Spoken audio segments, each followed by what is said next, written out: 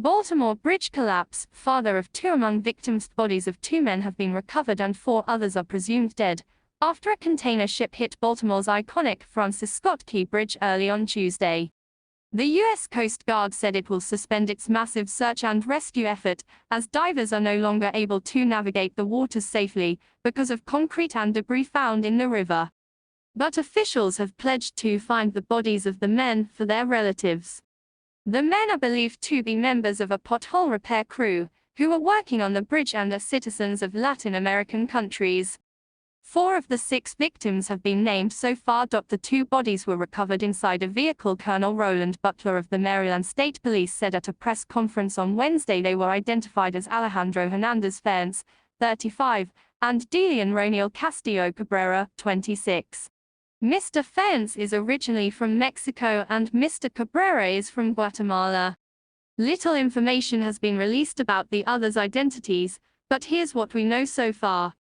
The 6 workers were citizens of Mexico, Guatemala, Honduras, and El Salvador. One of the missing workers from El Salvador was identified as Miguel Luna by the non-profit organization CASA, which provides services to the immigrant community in Baltimore, as well as by the country's foreign minister. He is a husband, a father of 3, and has called Maryland his home for over 19 years. CASA Executive Director Gustavo Torres said in a statement. Marvin Luna, son of Miguel Luna, told the Washington Post that he knew his father was on the bridge overnight, but did not know it had collapsed until friends called him and said, "The bridge is gone." Honduras's Migrant Protection Service has identified a second victim as Mena Yasa Suazo Sandoval. El Heraldo, a Honduran newspaper, has reported that he was from Santa Barbara Department, in the country's west.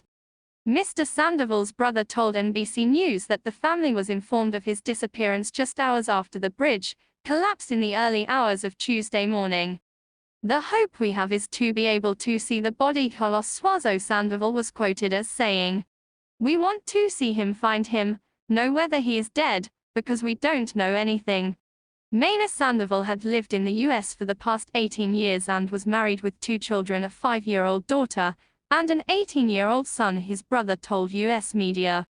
His brother described him as a very hard-working man who had moved to the U.S. in search for a better life for his family and who dreamt of opening a small business. He had also donated money to a children's football league in Honduras that allowed kids to play, Carlos added. Some of his family members paid tribute to him on social media, as news emerged that he was among the missing. "I can't believe this, Mena, that Friday would be the last time I saw you," one woman wrote, in Spanish on Facebook. "I will always remember you." Guatemala's Foreign Affairs Ministry has also confirmed that 2 of the workers were Guatemalan nationals, from the regions of Petén and Chiquimula, but has not yet named them. One of them is now known to be Mr. Cabrera, whose body was recovered from the water on Wednesday. On Wednesday, Mexican President Andrés Manuel López Obrador confirmed that 2 of the missing are Mexican nationals. One is Mr. Ferns, whose body was also recovered. A third Mexican national was rescued, Mr. López Obrador added. Officials said 2 people were rescued from the water on Tuesday, one of whom was sent to hospital and was later released. Mr. López Obrador declined to give further details, noting that relatives had asked officials to keep their information private. Mexico's foreign ministry has only shared that the 2 missing are from the states of Michoacán and Veracruz. The 6 men were employed by Bruna Builders, a local contractor that carries out maintenance work on bridges in Maryland State.